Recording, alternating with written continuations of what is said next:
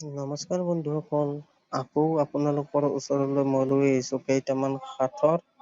আপোনালোকে শুদ্ধ উত্তৰটো জানিছিলে যদি মোক কমেণ্টত জনাব। প্ৰথম সাঁথৰটি হ'ল, ওপৰৰ পৰা পৰিল চিলা, গোটেই মানুহগিলা। আপোনালোকে যদি জানে উত্তৰটো কমেণ্টত লিখি দিব, জানিছিলো বুলি। উত্তৰটো হ'ল চোলা, কাপোৰ পিন্ধা চোলা। 2 নম্বৰ সাঁথৰটি হ'ল, কি বস্তু টানিলে ছুটি হয়, নাটানিলে ঠিকে থাকে। 1, 2, 3, 4, 5, 6, 7, 8, 9, 10। এইটো হৈছে বিৰি।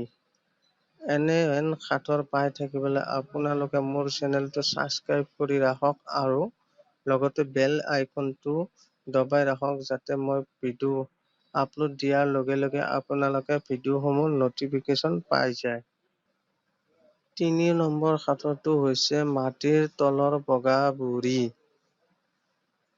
কাপোৰ পিন্ধে কুৰি কুৰি। 1, 2, 3, 4, 5, 6, 7, 8, 9, 10। শুদ্ধ উত্তৰটো হৈছে নহৰু। 4 নম্বৰটো হৈছে, পাত আছে ডাল নাই, কথা আছে মাত নাই।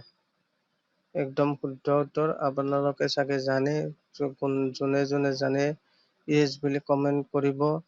সেইটো হৈছে কিতাপ। আৰু এটা সাঁথৰ মই কৈ দিছো, আপোনালোকে যদি পাৰে কমেণ্টত লিখি দিব। শটো পেলাই গাটো খায়, সেইটো কি ফল কোৱাছো ভাই? পাৰিবা জানো? কমেণ্টত জনাব।